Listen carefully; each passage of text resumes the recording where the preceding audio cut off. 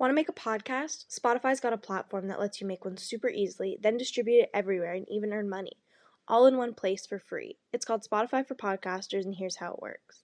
Spotify for Podcasters lets you record and edit podcasts right from your phone or computer, so no matter what your setup is like, you can start creating today. Then you can distribute your podcast to Spotify and everywhere else podcasts are heard. Video podcasts are also available on Spotify. With Spotify for Podcasters, you can even earn money in a variety of ways, including ads and podcast subscriptions. And best of all, it's totally free with no catch. Spotify for Podcasters has made our podcasting process so much easier and even has options like Q&As and polls so we can engage with listeners. I highly recommend you give it a try. Download the Spotify for Podcasters app or go to www.spotify.com/podcasters to get started. The following contains descriptions of physical violence, sexual violence, and graphic descriptions of autopsies.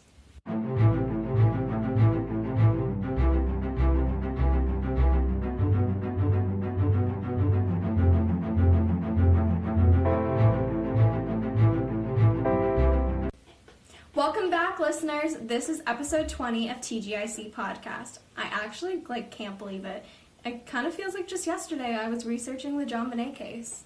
Yeah, I mean, the John Bonet case, that feels like 2 years ago to me. I don't know, it doesn't feel like recent. It feels kind of long, but kind of short. I can't, I don't know, I feel like I've had a lot of character development since then, but, also kind of recent. I don't know. And honestly, our podcast has had such a glow up. It has had such a glow up.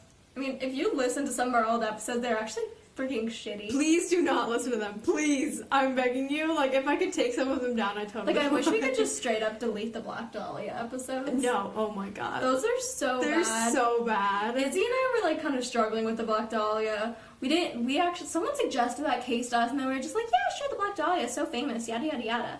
And then we researched it, and it was just shitty, and it was also our first episode just working as, a partnership, and it was weird. Yeah, and we didn't have enough time to, switch cases, so we just ended up doing it anyway. And then we tried to do part 2, which was dumb. Why would you do that? It was, 20 minutes long. It was so stupid. Yeah. Why would we bother doing a part 2? I don't even know. Okay, you're not here to hear us question our decisions, so let's just get right into it. We have a really interesting case selected for today. We will be covering the Elisa Lam case, and that is I don't know if you guys have heard of this. It's they just came out with a docuseries thing on Netflix about it, so it's all associated with that, Hotel Cecil thing, so it's just a super creepy, weird case. So let's just jump right in. I'm Jillian. And I'm Izzy. And also I got very obsessed with this case, so I'm sorry if I'm a conspiracy theorist for half of this. Okay, so the Hotel Cecil is a hotel located in downtown Los Angeles, and it is notorious for strange and creepy occurrences along with creepy guests. Ugh. It's currently called the Stay on Main, but has gone by the Cecil, Hotel Cecil, and Cecil Hotel in the past. So they're really trying to change it up, I guess. Trying to change it up. I don't understand how changing it from the Cecil to Hotel Cecil to Cecil Hotel. Well, it's like rebranding. But it's the same name, just shuffled. Okay, well the Stay on Main's different. Stay on Main. That sounds like a Disney hotel. Name. It does sound like a Disney hotel. Does that not sound like a Disney hotel? It totally does. All right. So this hotel has had multiple serial killers and murderers stay in it. So, for example, Richard Ramirez, who is the Night Stalker of LA, had a permanent residence at the Cecil, and he used to just take off his bloody clothes and dump them in the alley, and then just would walk back up to his room covered in blood, only in his tidy whities. And just nobody would say anything. That is so awful, and I heard that he literally paid $14 per night to live there. That's so weird. $14 a night? So, that's so I could afford that, and I have no money. Yeah, exactly. Imagine seeing a creepy guy with no teeth walking up the stairs in his tidy whities covered in blood, and you're like, oh, hey, Richard. He's like, oh, hey. How are you? Geez. Just another normal night. Okay. So then there's also just been, weird and multiple unexplainable suicides and deaths occur there. There's some sort of statistic on it that I forgot to Google, but there's people just go there and will die. Yeah. It just happens. Yeah. Okay, and so another weird ass fact is that there's an average of 2 911 calls there. They call from there to the police, every day. Two 911 calls made to the police every day from the Cecil. And then there's just around 8 to 9 deaths at the Cecil per year. Okay, so those are the statistics that Izzy looked up for me. But that's insane. How is this place not shut down? Like, if you think of any other place, if there were 8 to 9 deaths there per year, it would have been shut down in its first, 2 years of running. No, it's ridiculous. I mean, that's a lot. Okay, so something to keep in mind while we talk about this case is that the Hotel Cecil had a rebranding campaign in 2007, and at the time they made a separate hostel-style hotel. What is that called? Alliteration? Hostel-style hotel within the Cecil, and it was called Stay on Main. So this hostel was pretty cheap and well-maintained, and it took up floors 3 to 5 of the Cecil, with permanent residents below on floors 1 to 2 and guests of the Cecil on 6 through 15. So, serial killers go upstairs, permanent people downstairs, and then we have some college kids in the middle. No, literally, a bunch of college kids or people who are like, oh, I want to stay in LA. Meanwhile, they're, literally next to Skid Row in this, creepy-ass hotel. So a lot of people who stayed at the Stay on Main had no idea what the Stay on Main was, and that it was a part of the Cecil, because when you booked a room, you just did not know. It was not made aware. And they remodeled part of the Cecil to have a different lobby for the Stay on Main, so they would look like 2 different hotels. Okay, that's that shouldn't be allowed. That's cheating. That's cheating. That's not, what is that called? It's scamming? Yeah, literally a scam. And also, they were, still connected by the elevators. They went, from 1st to 15th floor. So, if elevators aren't creepy enough, these are super creepy. So, you guys are probably wondering at this point, what the fuck does this have to do with Elisa Lam? Mm-hmm. So, we're just going to go into some background on her first. Elisa Lam was born on April 30th. 30th. I don't know why I said it like that. She was born on April 30th of 1991 in Vancouver, Canada. She was enrolled at the University of British Columbia at the time of her death and disappearance. She had a history of mental illness and was diagnosed with depression and bipolar disorder. She was taking medication to help, and she never attempted suicide, but she was once reported to be missing for a short period of time. There's not a lot of detail on that. Apparently it was one anonymous report that she just basically mysteriously went away for a little bit and then came back. So, a little weird. Yeah, that's kind of weird. I don't know. So then she also had this presence on Tumblr. She had one blog on Blogspot for 2 years, and this blog talked a lot about fashion and her personal life, but she also talked a lot about her mental illness and how she was dealing with that. So there was a lot of darker stuff on there. So it's kind of like a diary, honestly. Yeah, it was kind of like a diary, but also kind of talked a lot about fashion. So 2 years after starting this blog, she started a new blog on Tumblr where she continued to post similar things. But here's kind of the creepy part of it. There's this quote that says, "You're always haunted by the idea that you're wasting your life." And that was just found at the top of both of her blogs. It was it's called something, it's a header. That's almost. So okay, that's really creepy. Yeah, I don't know. It's kind of just weird coincidence, I guess, which we'll see a lot in this case. Mm-hmm. But I don't know. It's a little weird. Okay, and another thing, while I was researching this case, there's literally, this is really weird. There's a community of people who are literally obsessed with Elisa Lam. Not necessarily the Elisa Lam case, but they're I feel like I'm best friends with Elisa Lam. I love her. I mourned her death. Oh, God. And this is people who literally found her Tumblr after she went missing.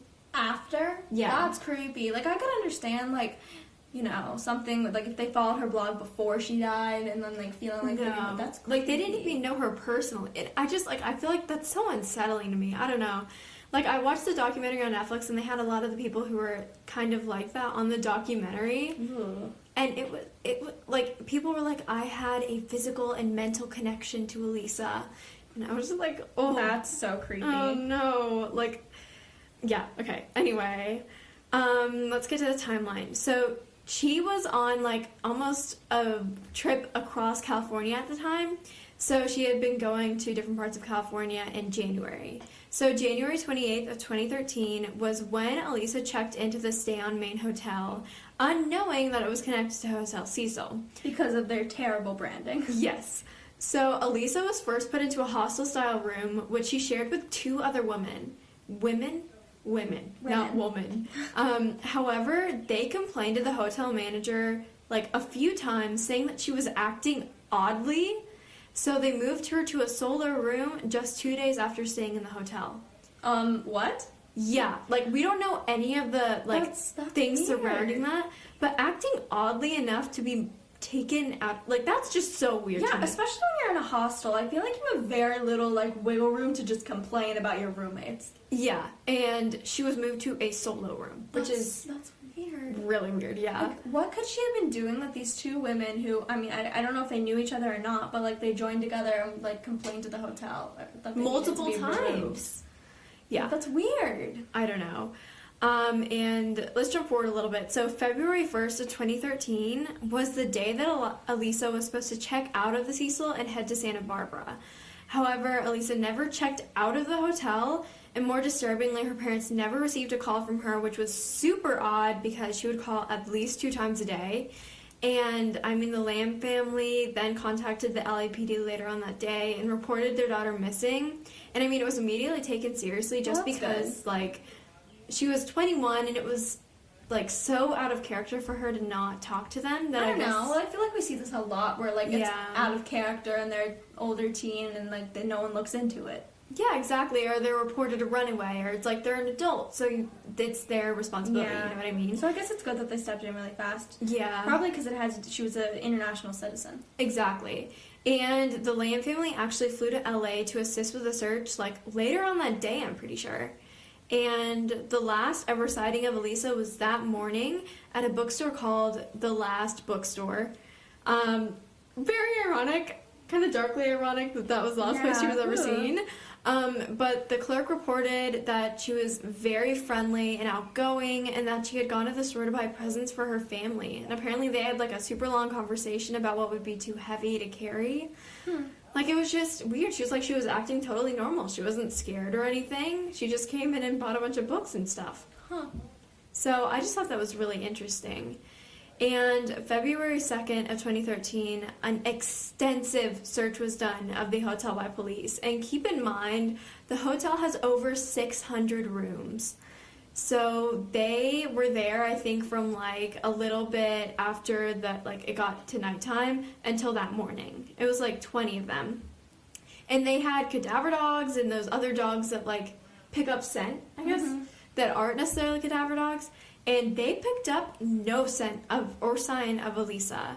And her room was also searched, and it was discovered that her room was cleared out. And they were like, what the hell? Why is there nothing in her room? And then they went to the hotel people, and they were like, oh, we picked everything up, and we put it in a bag, and we've been storing it. And they were like, what? And they were like, yeah, we just have all of her stuff.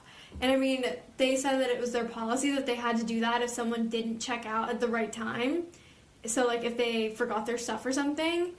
And that is awful. Because, like, that totally messed up a potential crime scene. It did mess up a potential crime scene, but, like, come on. It's a hotel. They're trying to make money. They need to get people into that room, so... True. She was... I mean, I know she was, like, missing and all, but, like, she was kind of a shitty hotel guest and left all of her shit there, and they had to move it out. That is true. And I mean, like...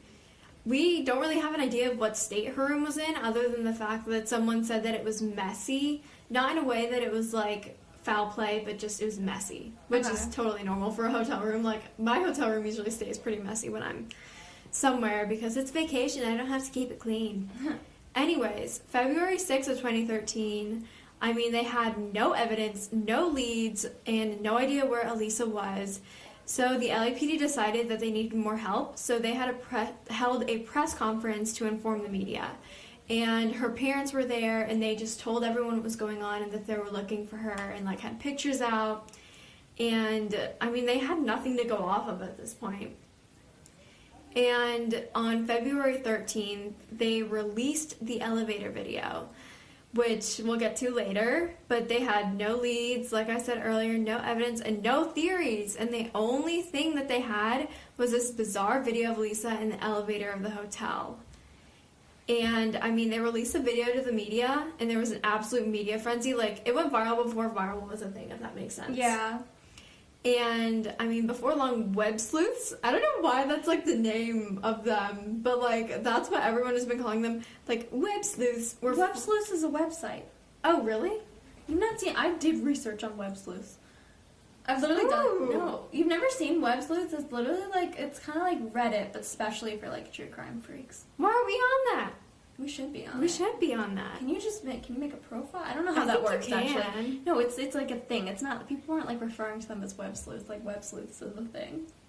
Well, I did not know that. But anyway, the people who were on Web Sleuths were like flooding the police stations with their theories and tips. So they're basically calling them and be like, I think this happened to Elisa, which was kind of useless. And I mean, it led to a lot of false leads that like misled the police. But at the same time, I mean, They had nothing else. So we're going to talk about the elevator video more in depth. Jill, can you do that? Yes. Okay. So the elevator video is just such a weird and like, I don't know. It's like the cherry on the creepy freaking cupcake. I think I said that phrase before. It's a cool phrase. I want that on a shirt. Anyway, it's just a weird like thing that happened. I can't. It's so weird. So basically, it's a full video of about 4 minutes, but the last 2 minutes or so are just like elevator footage, and Elisa's not even in it. Why would they release that? I don't know. So we have this video linked on our sources on our website, so please go watch it if you haven't already, because you'll be kind of confused, I guess, if you hear this and it won't fully connect, I guess. So definitely go check it out. It's on our website. So starting off, you see Elisa Lam calmly walk into the elevator. She's wearing a red hoodie and black shorts, and when she enters the elevator, she kind of crouches down and pushes all the buttons in a line. And something about this literally reminded me of like a toddler getting into an elevator.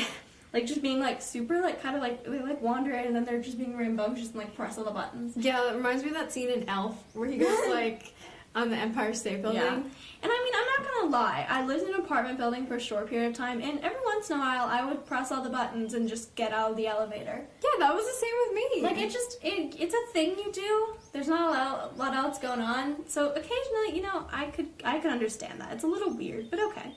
So she then continues to go in and out of the elevator almost as if she's playing like hide and seek. Ugh. Like, it's weird. She's It's so like kind of like creepy. peeking out, and then she like kind of goes back in, and she's just like, then she like goes against the wall of the elevator where no one can look in and see her. It's super weird.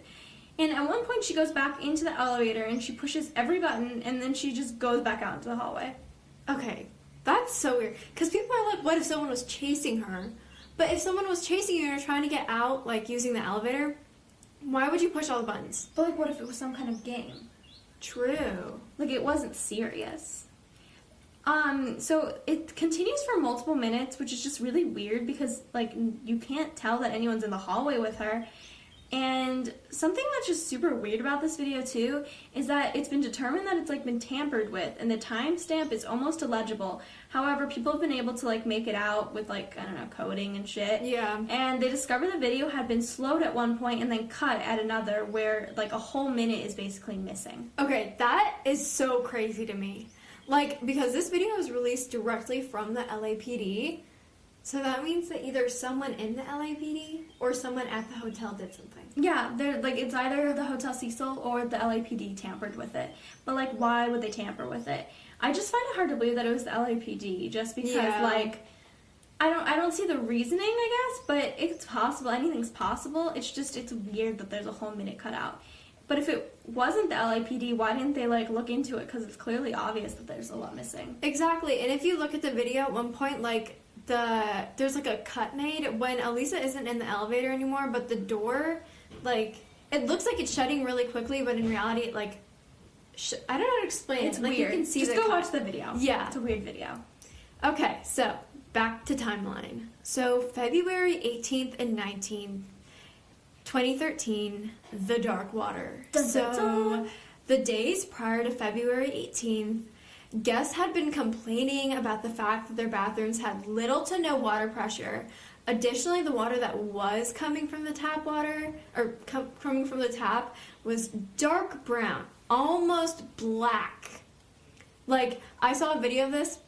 A guy who lived there, like, took a video with his phone, and it was literally almost black. Ew. Like, it looked like chocolate milk. Like poo water? Yeah. Gross. And it supposedly tasted and smelled rancid. Ew. Can you imagine, like, brushing your teeth? Brushing your teeth with it, washing your hands, washing your face, Ew. gargling in the shower. You gargle in the shower? Sometimes. Oh. Not very often. I don't use shower water. I'm super weird about that. I'm totally fine with sink water. Shower water grosses me out. It's like only for external use. Yeah. And I mean, after getting like multiple complaints, the hotel manager urged the mechanical manager to like check and see what was going on. And the dude was like, I don't really want to do that, but I will. So firstly, he was just like tampering with the sinks, but then he realized that it was like a lot of people in the building were experiencing this. So he went to check the water tanks, which were on the roof. And he went up to check because he thought that the pump was either clogged or that there was like no water in the water tanks, and that would explain why it was dark, because there was like, it was kind of, this is gross, but it was rusty at the bottom of the water tank. So he was thinking maybe it was just like kind of the drudges of the water. So when he went up and he opened the 20-pound lid that was on the top of the 15-foot tall water tanks, he was horrified to see the naked and decomposing body of 21-year-old Elisa Lam. Yikes.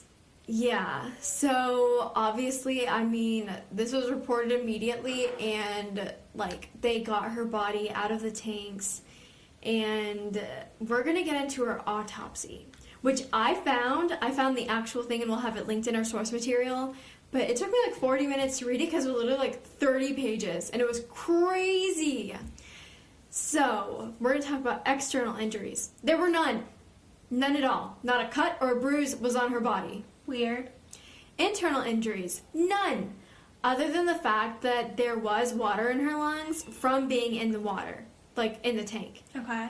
But let me point out that she did not share the typical signs of a drowning victim. So she didn't have like the amount of water or this type, there was like this foam that a lot of drowning victims have in their throats and in their like lungs from drowning, and she didn't have that, which is really uncommon and weird. So it is weird. No internal injuries. So that, like, why, how did she die? And also, let me point out, there were no signs of sexual assault. So that means that it wasn't a crime with sexually motivated things. And then, this is another weird thing, because if you would think, like, if there were no internal injuries, maybe she overdosed on something. But the only drugs that she had in her system were her antidepressants, and it was the usual dose that she was like prescribed. So she didn't even overdose or have a weird drug. She wasn't drunk. She had no weird drugs in her system. So that's just so weird to me. Oh my god. And the coroner actually said that the cause of death was accident. However, I will point out that the coroner had marked undetermined, and then he had crossed it out and changed his mind a few days later. That's so weird. So it's just so weird. Like, none of it makes sense. Yeah, it does. It's like, wait, you can't interpret it. You literally can't. I'm so lost on it. Like, and the fact that she literally didn't have a cut or a bruise. Like, that, I have cuts on my body right now, and I'm like I scraped my knee the other day. I don't understand. Okay, now this is my favorite part of researching that I did this whole entire time. Coincidences and synchronicities. And if you don't know what a synchronicity is, it's basically like a series of coincidences that there are so many of them that it doesn't make sense to be a coincidence. You know, like it's almost, people say it's like a God thing, but like it doesn't have to be interpreted by religion. It's like that. I'm so confused by what you meant by God. No, I don't know why I said God thing, but like you know what I mean? Like it's like motivated. a religious, yeah. So, starting off with one of the craziest coincidences is the parallels between Elisa's death and the 2005 horror movie Dark Water, which had come out in Japan like years before in the 90s, but it was redone in America in 2005. And I mean, for a quick summary, really quick, a mother and her daughter move into a dilapidated apartment building in the middle of the city. And all of a sudden, dark water starts streaming out of the faucets on multiple occasions and dripping out of the ceilings. And it's like foreshadowing about the events that transpired later in the story. So basically, the daughter, who's about 8, is lured onto the roof after being in a creepy-ass elevator that keeps malfunctioning. And she goes up onto the roof and looks into the water tank on the top of the building and falls in and drowns. And that is why the water is black. Oh my god. Because of her decomposing body that is found weeks later. And I mean, what? I mean, even weirder is the fact, this is so weird, the girl in the movie is wearing a red jacket and a black dress, which is what Elisa Lam was wearing when she was discovered. That's so weird. Okay, and also, like, I was just thinking about this. Like, this is a little girl. Remember when I was saying how when she went into the elevator, it almost looked like she was acting like a little kid? Yes. Like, isn't that weird? Okay, this is really weird. Like, that's too coincidental. No, and I mean, when I say she was acting like a little kid, something about when you look at her, like, face and the way she's just moving around, yeah. something about it is very childlike, and I can't pinpoint quite what it is, but if you watch it, you'll think that she looks like a child. Like, she's, like, crouching down, and she's, like, looking in the hallway. Like, she's, like, making faces? I can't describe it. Not like cutesy, like, posing faces, but, like, she's, like, her facial expressions are, like, look like a little kid's, like, when they're confused or when they're playing a game. Oh, it's very strange. So yeah, that's really crazy. And keep in mind, this came out in 2005, which is like more than 7 or 8 years before she went missing. Mm-hmm. So yeah, that's weird. Okay, so another coincidence is this is really strange. So about a week following Elisa Lam's disappearance, a tuberculosis outbreak plagued Skid Row, as well as those who were staying in the Hotel Cecil. So, do you want to talk about what Skid Row is? Because I'm still a little lost on the whole Skid Row thing. So, Skid Row is basically, if you've ever been to LA, or if you haven't, you just know about it, it's like thousands of homeless people and people who are in prison or who are in mental institutions are basically dumped here. So, it's like streets and streets full of tents and like little like teepees and stuff, and it's like thousands of homeless people living on a street, and it's a big drug hub and prostitute thing, and it's really kind of shady. And they created it in 1970 to kind of keep them separate from everybody else in LA and in that part of California. But then it just kind of became too big. Yeah, and like the government's been able to handle it for years, and it's kind of they've been unable to do anything. Mm-hmm. So just keep this in mind about the whole tuberculosis outbreak. So another like weird connection she has with tuberculosis is that the test for TB is actually called Lam Elisa, which is literally her name, just like, you know, in opposite order. That's really I don't weird. even understand. I don't know how to process that. What does that mean? Like, and the thing is, tests like that aren't named after people usually. No, like it doesn't. I didn't even know that there were tests for like diseases and stuff like that were named like that. Like I just assumed that it was like, you know, TB test. Yeah, but Lam, that's so weird. That's like, so weird. Ugh. Okay, and also her college, the University of British Columbia, had one of the biggest tuberculosis research centers in the world. Okay. Yeah, that's... Oh my god. Okay. So, another weird little connection. So, a lot of people have speculated that she was actually infected with TB and then used a biological weapon of sorts in order to, like, wipe out the thousands of people that live on Skid Row. So, by her being, like, disposed of in the water tank, she, like, decomposed and the infection of, like, tuberculosis spread to those in, like, through the water, and then somehow made its way to Skid Row because, you know, it's all people were like buying drugs or something. Yeah, so exactly. Like, people in the hotel. But the weird thing is that she didn't have any signs of TB in her system in the autopsy, but like it could have been transmitted through her clothing, which again, the clothing was like floating with her, but not on her. So I don't know, maybe it was being carried that way or some other source. And I just think that that's really weird, and we'll, like, kind of talk a little bit more about the TB thing later in, like, theories, but it's, like, weird. That's just so creepy to me. That's, like, an actual, like, synchronicity. Yeah, I don't know. Really strange. Okay, the final one I'm going to talk about is the last bookstore, which was one of the last places that Elisa Lam was seen alive when she was purchasing a few books during the duration of her trip. So, first off, the name is darkly ironic. Yeah, the last bookstore. Yeah, creepy. What? Like, I don't know. That's just a weird coincidence. Unless she, like, was planning her death and she was like, well, this is a great idea. Yeah, What a coincidence. What a coinky dink. I'm so cool. What a coinky dink. This one is really weird, and I don't know, this could have been, like, set up by someone, but I don't know. But if you look up their domain for their website and find the postal code, it's in the registration information. The code is V5G 4S2. And if you copy and paste this into Google Maps, it literally pinpoints the location where Elisa is buried in Canada. That's so weird. How do you explain that? Like, Exactly. I can't say this enough times. Like, how do you explain all of this? I don't know, like, it doesn't make sense. Literally, none of it makes sense. I mean, someone could have, like, staged that, I guess. I don't know, but, like, how could you find that? Where do you find V5G 4S2? Like, that's not a normal, like, zip code or something. I don't know. That's a lot of, like, information to have to find out in order to plan that, or for it just to be some weird coincidence. Unless that is, like, some sort of, like, religious coincidence, like, it's, like, a destiny kind of thing. I don't know. Like, that's so weird. That is one that there's no explaining that away. That's just weird. I don't know. Okay, so now we've talked about all the, like, the weirdness of this case. We're going to try to theorize and explain it a bit, and it just might bring up more questions. So our first theory is a drug-induced accident. So this theory begins with that she took too many drugs, which, like, most likely these would be, like, her prescription drugs for her depression, and she just maybe not necessarily overdosed on them, but maybe they messed with something else that was in her system. Yeah, like she could have eaten something and it just reacted weird with it. I don't know.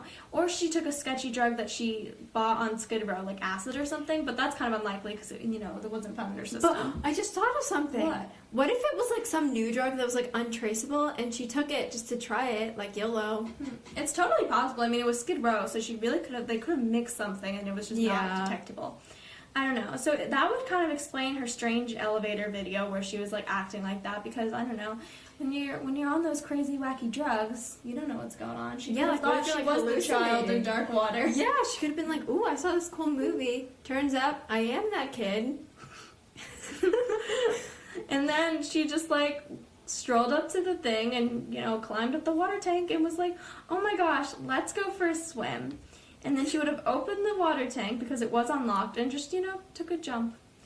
But this is kind of unlikely because, again, there's no drugs found in her system, and it totally could have been untraceable, but it's not very likely because, advanced technology. It's not like this was, like, the 80s. Also, the top of the water tank was 20 pounds. So, like, how would you pick that up? That's, like, heavy. Yeah, that is really heavy. And, like, when you're standing on a ladder trying to pick up, like, a 20-pound thing with one hand. And she was kind of a small person, right? Yeah. Like, that seems really hard. It wasn't like she was, like, The Rock. And so also, the top was closed when she was found. So, like, who would have closed it? And yes, you could pose the question that it was possibly, like, a hotel employee who was at the top of on the roof and just saw it was open and just closed it and didn't think to look in it. But, like, that's unlikely. That is unlikely. And I mean, like, there's literally no way that she could have closed it if she was on the inside, because, like, if I'm guessing the water wasn't all the way to the top, so she probably couldn't have reached it. Yeah, I don't know. Something seems off. Yeah. Okay, I'm gonna get to my theory that I think is the most probable. Possessed. I think she was possessed by something. I had to rephrase this one because when I first looked at it, Izzy had wrote possession, and I was like, oh, so she was like a drug dealer? No, and Izzy starts talking about ghosts, and I'm like so confused. Anyway, this is a ghost theory, not a drug theory. Yes. So it's a total possibility that she was possessed by some sort of demon or otherworldly entity from someone who was either killed or died at the hotel. Also, it is widely theorized that this hotel is like a portal to hell or some other parallel universe. Have you ever seen that episode of Jessie, the Halloween one? That was based on Ghostbusters? Because that's all I can think about right now. Yeah. Or the creepy Edna girl. What was her name? In what? In the parallel twin in Liv and Maddie. Oh, Helga! Helga! Yeah. Okay. Disney Channel Halloween is superior. Yeah, and it honestly was kind of scary. Like, I've watched some of those episodes now, and they, like, kind of freaked me out. No, the last Halloween episode from Jessie, the one that's, like, inspired by The Ring, I, like, could not watch it again because it was so scary. Yeah. So, I mean, this explains the elevator video and why she was acting super oddly the days leading up to her disappearance, because, like, she was supposedly really nice. Why would she be acting so weird to be removed from a room with other women? Seriously. And, I mean, additionally, there's speculation that she was doing something called the elevator game, which originated from Japan. And, like, if you look at the clip, she's, like, the game involves, like, pressing a series of buttons and doing a series of movements that would transport you to another realm. Yeah, so that kind of would explain a lot about the elevator thing. Yeah, and the unexplained jumps of time in the video. Uh-huh. and why she, like, went out of frame at some points. And then maybe it went wrong, and she was, like, possessed by something. And she called a spirit accidentally? Yeah, like, she went into the other realm, and they were like, oh, hey, girl, I'm gonna jump in you. So she was possessed, and that's why she went up to the water tank and just jumped in. No drugs in her system, no external or internal injuries. And then, like, also, the weirdest thing that stuck with me is why the hell did she not have the normal signs of drowning? Yeah, that's weird. And I mean, it's possible that it just, I don't know, I guess there's always a chance for something. Like a fluke, kind of? But it's still super weird. Like, yeah. Like, she would have had to go in there after her death. Mm-hmm. And, like, maybe this explains why she wasn't wearing any clothes and why she had, like, just dumped them in there. I don't know. I really don't know. It's really weird. Okay, so now I'm going to talk a little bit about the murder theory. So, obviously, we have to talk about this because we are still a true crime podcast despite all of the supernatural stuff we have just said. Mm-hmm. So, this one's just short because we got to get it out of the way. So, she could have been potentially murdered, but it's just really unlikely because, you know, going back to, like, the skills of elementary school, there's no what, there's no when, there's no where, there's no why, there's no how.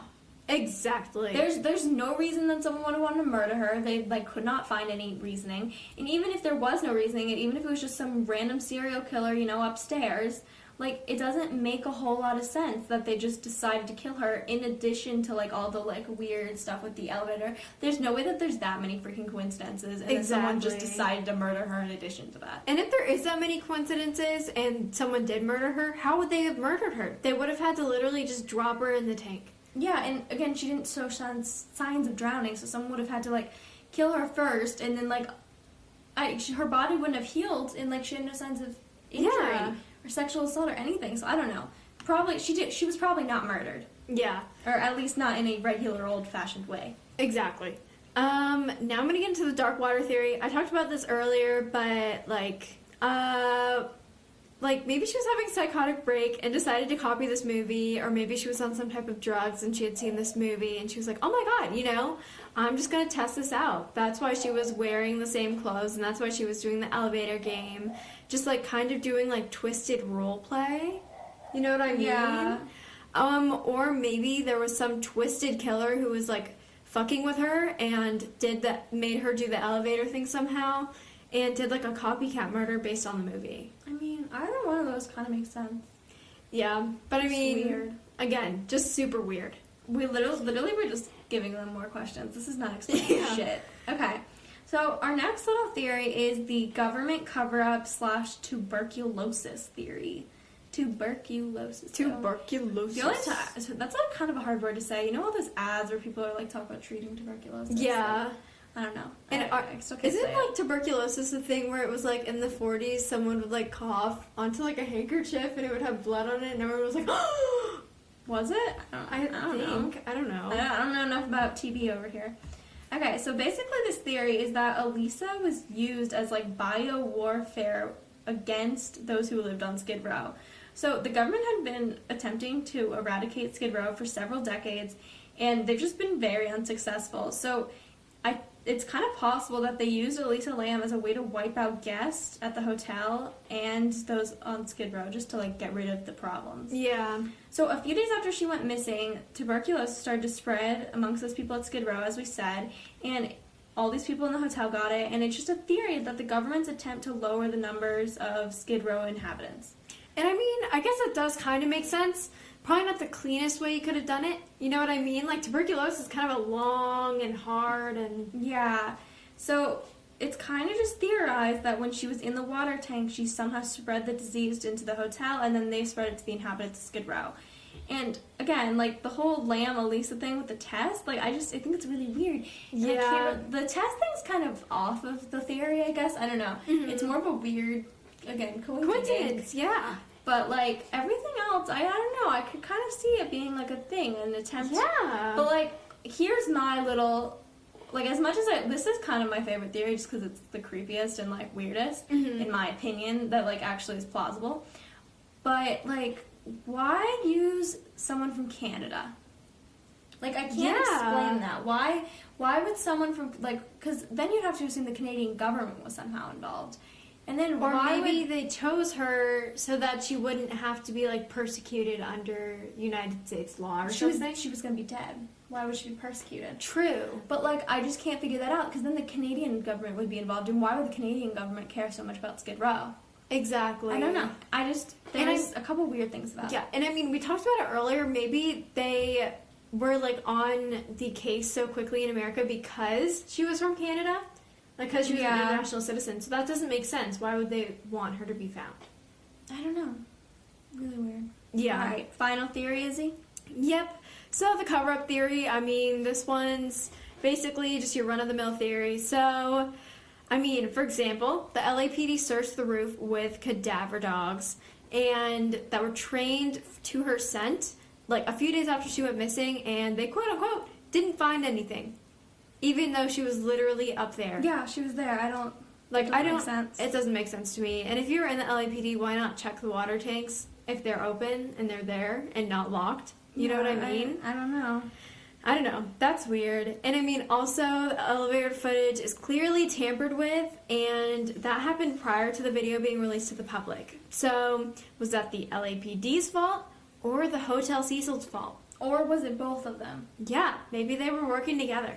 And I think, again, like, every time we do a cover-up theory, it kind of has to go in addition to another theory. Mm-hmm. Like, I don't know, you would have to pick a theory, and then someone was covering something up. There's definitely a cover-up somewhere along here. Yeah. You have to think about whose fault it is. If it was if it was, like, the whole government TB thing, then it would probably be a police cover-up they were trying to cover what the government was doing. Yeah. But if it was, like, she was possessed or being, like, you know, or something taunted by a serial killer, that would be like the Hotel Cecil trying to cover it up. So or I don't know. Maybe it was like an employee at the Hotel Cecil. Yeah. They were trying to cover it up so they wouldn't get shut down or something. Exactly. So this case is just so bizarre. Like, we can't explain any of it. Yeah, and I feel kind of bad because Jill's right. We left you with more questions than we started with. I don't know. Sometimes people find this interesting. I don't know. I know Izzy's now going to be, like, obsessed with this for life. Yeah, it's kind of bad.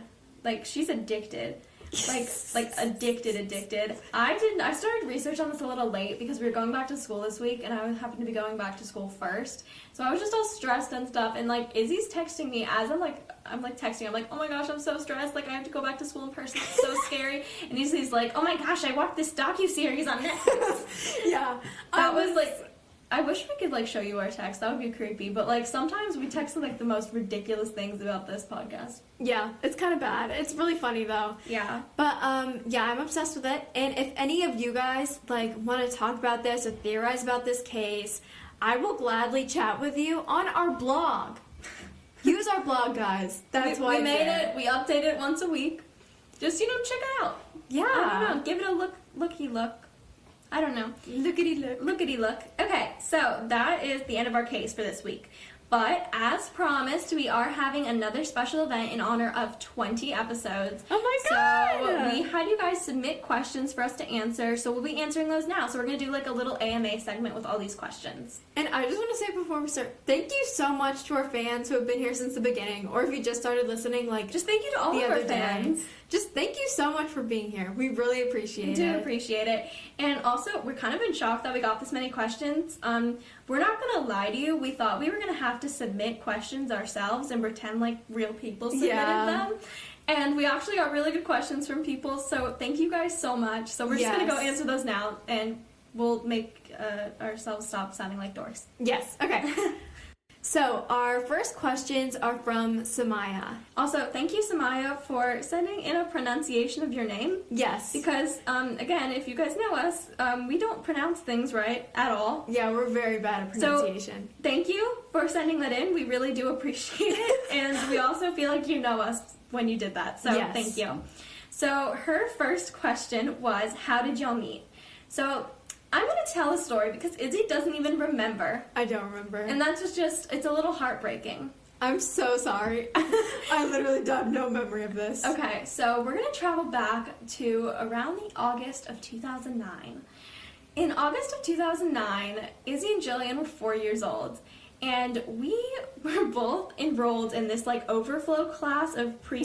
So basically, in our, like, school district, they have a special school just for pre-Kers. I don't know if that's, like, normal or if that's, like, just us. I don't know. I mean, they have a preschool there, but it's super tiny. Anyway, so basically they ran out of room to have enough pre-K classes at the school. So they had to have one at the elementary school by us. So there's just like this one class of pre-Kers amongst all these like older elementary school kids. Izzy and I happened to be placed in this class.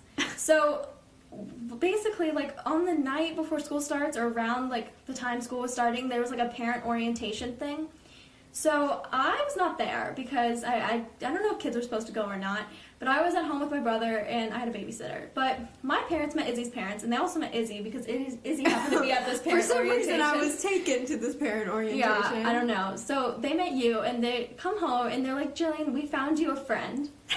They like were talking. They were like, oh my gosh, she's so cute, and like she lives right down the street from us, and we're gonna be friends. So like I don't know how recent. I don't know, like, you know, I have no concept of days and stuff. But then at some point a few days later, I assume, we met. So Izzy and I used to actually live like down the street from each other. And we don't live there at all anymore. We both moved, which is kind of weird, but it's kind of ironic. But we both used to live down the street from each other. So we met this one day, and I walk up to her, and so we're both fairly short now. Izzy's slightly taller than me, but when we met, I was like super little. She was very tiny. Like, I was super tiny, like really small, like just in size, everything. And Izzy was taller than me. I guess she just had hit a growth spurt before me. I remember she was wearing overalls, and she walks up to me, and she comments about how small I am, and then proceeds to pick me up. And that's exactly how I remember it, and that could totally not actually be true. I mean, it could be true. I'm sure it's part of it. I'm sure it's true, but yeah. it's like... That is how we met. So thank you for asking that question. I was actually really hoping someone would ask because I love telling that story. I think it's adorable. It is very adorable. Okay, Izzy, you want to read the next one? Yes. So, do you guys have any true crime shows you'd recommend for people getting into true crime? I do. Okay, 100% BuzzFeed Unsolved. Yes, I know, I love them and I talk about them all the time.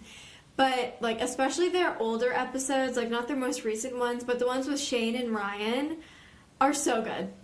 Their BuzzFeed Unsolved Supernatural ones, as well as their true crime ones, are just really good and really funny and amazing. Yeah, no, I like BuzzFeed Unsolved too. They're also just kind of super informational, so if you're actually looking to get, a lot of information on the case, it's actually really helpful. It's not just, one of those things that gets you hooked and then you have to do your own research. Yeah. But, that's, a really good one.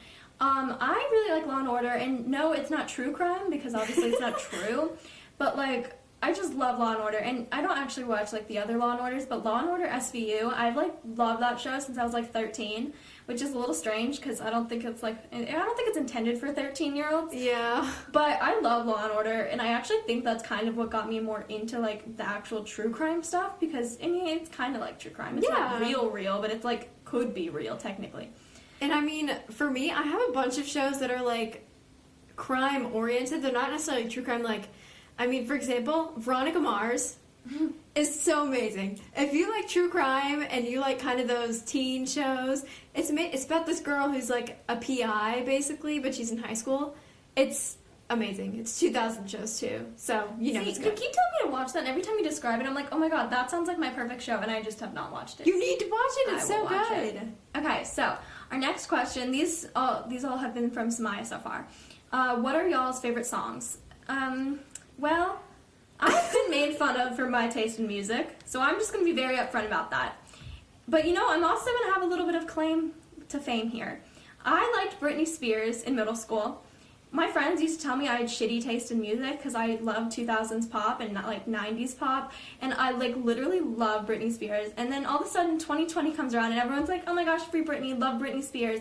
And those are the people who used to literally make fun of me for listening to Britney Spears. And I don't get any credit for liking her before everyone else did. Everybody give Jillian credit. And your music taste isn't horrible whatsoever. We had a friend who used to tell me all the time my music taste sucked. Yeah, but it doesn't. My music taste is literally everywhere. I don't have a favorite song. Mine changes every 2 minutes. Currently though, I would say my song of the day is Calypso by Spider Hunt. Is that the one from 10 Things I Hate About You? Yes, it is. And I just love Kat Stratford, so that's why that is my favorite. 10 Things I Hate About You. Yeah, it's just so good. I love, what's his name? Heath Ledger? Yeah, but what's his character's name? I don't even know. I don't know. The hot guy from 10 Things I Hate About You, I like him a lot. Yeah. We never get to talk about this kind of stuff. We don't get to talk. It's so nice. It's so nice. I feel feel like they can actually, like, see, like, our fully authentic personalities now. Yeah. Okay, now these questions are from Mara. And thank you so much, Maya. Just wanted to say that. Okay, so which case has been your favorite to research and record, and why? So thank you, Mara, for coming in here with the full-on, like, IB level question. Yeah. I feel like I'm gonna have to write, like, an A-push essay on this one. But no, it's a good question, so thank you for asking. My personal favorite was the Kyron Horman case. Like, I say this all the time on Instagram, but like Izzy was saying with the Elisa Lam case today, she kind of did, like, a full deep dive on it. Mm-hmm. I did that with the Kyron Horman case, and I didn't really talk about it much because it was kind of embarrassing. So, like, I don't even know how long ago we did that episode. It was kind of a while ago now, but I wanted to get ahead on some research. I was, like, I was in a role with my homework, and I was just feeling like doing some more work. So I started it, and I figured I'd just do, like, a little bit of background, some sources, because it was, like, we were a couple of weeks out from even needing the research for that episode. I was just super ahead on stuff. And I ended up doing, like the whole thing. And, like, yeah, she did. Like, it was weird. Like, I mean, obviously, Izzy and I went back and, like, we added stuff together, and, you know, it wasn't like she did not contribute. Like, I mean, that's kind of, just every once in a while we have episodes where one of us will do, like, the whole thing, and then some of us will add, like, little bits. Yeah. Like, that's kind of what happened today. Mm-hmm. But, like, the Kyron Horman one, I don't know why. I don't even know how this happened. It kind of did, and I was, like, kind of obsessed with it. And it was also just super fun to record. But, like, every episode's fun to record. They honestly are. It's just, like, it's a time for us to connect and talk about theories and explore things that we never thought about before. Yeah, we can totally geek out. And, like, you don't think about things until you're talking on a microphone. Exactly. It's a total thing. Like, literally you don't think about things until you think you're talking to, like, the public. Yeah, like, we could be talking about stuff for weeks before and then start recording and be like, oh my god, I didn't think about this. Mm-hmm. Yeah. My favorite is definitely this one. Dude, okay, so, first of all, I had fully virtual school this week, which I had before, but it was, like, a different format, so I had a lot of extra time. I literally have been spending all of my extra time watching documentaries on this, reading articles about this, reading her whole ass autopsy. It got bad, and I think it's going to progress until there's more information out on this case. Which we may never get. Which we may never get, sadly, but yeah, it's a problem. But other than this one, I don't know why, there will always be a special place in my heart for the Dermans. That one does not stand out to me. I can't tell you why. It's one of those ones I brush over. Honestly, like, the episodes from, like, I don't know, like, 6 through, like, 8, I guess, are the ones I, like, don't remember doing at all. Yeah. Like, I swear I was, like, a different person when we did those. No, literally, same. I mean, I think it's just because it was the first one that we really collaborated on in terms of theories. Yeah. So it's, like, it's a special place in my heart, because that's, like, my favorite thing that we do. I don't know. Recording, though, like, I have favorite ones I've researched. Every one I record is my favorite. Yeah, I love recording. It's just so much fun to record. Like, we're, like, shooting the shit and just talking. Yeah. It's so much fun. Okay, so our next question... Oh, Izzy's supposed to read that one. Yeah. What inspired you to create a true crime podcast? So, we actually did this for a school project. We've talked about that a little bit. Yeah. Who was it? You who brought it up? Yeah, it was Jillian. She was like, "We should do this," and I was like, "Oh my god, yes!" I was so excited and so pumped. And so we were like, okay, so because we were in virtual school for so long, we were basically doing, like, pod school together, and that makes us sound like little kids. But we, like, didn't want to be lonely, so we were being, like, super COVID safe and everything. So we decided to start doing school together, and we were super safe about it, yada yada yada. But we decided to, like, have, like, a little more time commitment to this personal project. I mean, people don't do, like, a ton of work for that. No, like, people literally do nothing. It's really sad, honestly. So we just kind of, like, took off with it, and this became our project, and now it's just our life. Yeah, and now the project's over, and we're still doing it, which is awesome. It's a little more fun now, because we don't have to worry about, like, talking about it so much, and, like, actually, like, making sure that we recognize that we did work, and, you know. And I don't know, like, I feel like now we can be a little bit less censored, if that makes sense. Izzy, we were not censored I know before. we were not censored, but, like, I was always thinking about it in the back of my mind, like, oh my god, what if my advisor listens to this? No, I thought about it every once in a while, because, I mean, some of my teachers know that I have a podcast. Like, what if they listen to it and then they hear me, like, cursing? So I'd like to apologize to any of my teachers who listen to this right now, or really anyone that listens that knows me, us. Yeah. And that is, like, not my age. Like, I'm sorry. But, you know, it's more entertaining for you guys, right? I hope so. I hope so, yeah. Okay, so the next question is, what do you hope to achieve through TGIC in the future? So again, Mara, thank you for like the full-on IB questions. Yeah, like these really challenged us to Izzy think. and I really know how to answer the IB questions, and you know, sometimes we don't get to do that in school, despite being taught to do it in school. Yeah. So I don't know, what do we hope to achieve? I want to be a big podcast, but like, is that really something I want to? Is that like through TGIC or is that for TGIC? I don't know. I think it's kind of through. Yeah. I mean, my biggest dream is to have an article come out about us on some major news source. No, that would be so cool. I never even thought about that. Like, that would be so cool, because we're literally one of the first true crime podcasts made by teenagers. Like, I couldn't find any when I was thinking about this idea. No, we've looked, and like, sometimes we say, like, oh yeah, we're the only true crime. I'm sure that there's one somewhere that we haven't found, but like, I don't know. We've pretty hard. We're pretty unique. Like, there's a lot of teen lifestyle podcasts, and like, obviously those are great, but we're kind of our own in this category. Like, all these true crime podcasts are run by like moms. Yeah, that's true. I just don't feel like we get enough like credit. Like, I want someone to discover us, and I want there to be like a New York Times article about us. Exactly. Like, I want to be the new crime junkie, please. But like, I want to be the teen crime junkie. Yeah. I don't know. There's got to be something unique about us that I want us to be. I want us to be everywhere. I don't know. Also, like, college. Yeah, like, college. College would be such a breeze to get into if I had a successful podcast. Exactly. Like, literally imagine writing an essay about this and getting into a college for it. That would be so amazing. That's just so unique. And honestly, like, it's just so... I was talking to my mom about this earlier today, but it's just so fulfilling to know that we have fans out there. I know. Like, the fact that people really submitted questions. Yeah, I know. And the fact that we have international fans, too. Like, yeah, and I've, like, talked to some of you guys on Instagram before, and it's just so nice. You guys are always so sweet, and it's so great. I feel, like, really cool. I don't know. Yeah, it's you just guys are so fulfilling. Nice, and I love that, and I feel special. Yeah. So thank you. Okay, so these are the questions that were submitted by anonymous listeners. So the first one is, what have been your favorite parts of producing your own podcast? I don't know. Everything? Yeah, everything's really fun about it. I mean, I feel like once we start to do... I mean, honestly, it's all really fun. Coming up with names, though, that's really fun. That is fun. But, like, everything is fun. I can't, like, stress this enough. Like, I have fun with every part of this. Yeah. This is the best for me. And I think, honestly, once we start to get, like, a bigger fan base and stuff, and we can start doing things like a Patreon or doing merch, I feel like that'll be really fun, too. Yeah, no, like, literally everything is just so fun, and I want to do so much more fun with this in the future, and so it's just great. Everything is my favorite. Mm-hmm. Okay, will y'all ever have a Twitter? I want to follow y'all if y'all do. Okay, I'm sorry. Did someone, like, leak into our Google Drive or something? Because this is so weird. So I'll pitch some marketing ideas to Izzy, like, once a month. And recently I pitched an idea about Twitter because I was trying to, like, expand our fan base a little bit, and we were, like, debating about it, and we kind of decided not to do it just because we don't really have an older fan base, and not a lot of kids our age actually use Twitter. Yeah. So we didn't really know how that was going to play out, so we kind of decided not to do it, but literally, like, 2 days later, someone submits this question. And Jillian was like, Izzy, did you submit this question? I thought she did. I swear to God I didn't. No, I texted her, and then I realized that she was probably at lacrosse practice, and that didn't actually make a lot of sense. But, like, I don't know who submitted this and who else knew about Twitter. Yeah, it's really like, scary. Unless this was submitted by my mom, like, no one else knew. Yeah. I don't know. Also, hello, fellow Southerner.